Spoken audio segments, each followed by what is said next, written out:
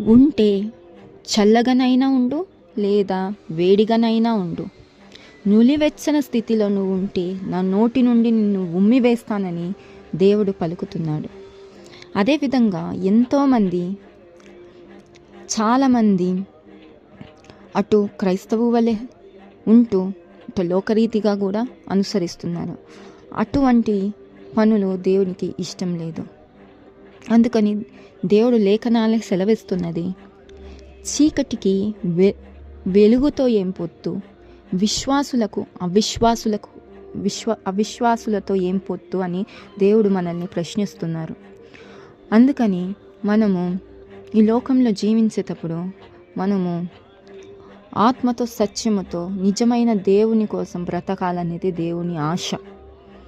ఎందుకంటే ఆయనే జీవము, మార్గము, సత్యమై ఉంటున్నారు.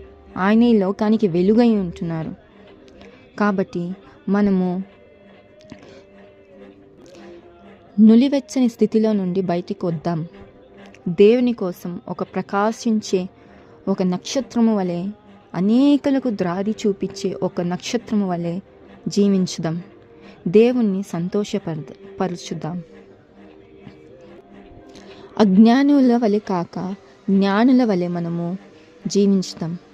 అనేకులకు ఒక సాక్షార్థమై, అనేకులకి దేవుని ప్రేమ చూపించే బిడగా మనం జీవిస్తాం. ఆత్మగల చెవులు వినుగాక అంటున్నాడు.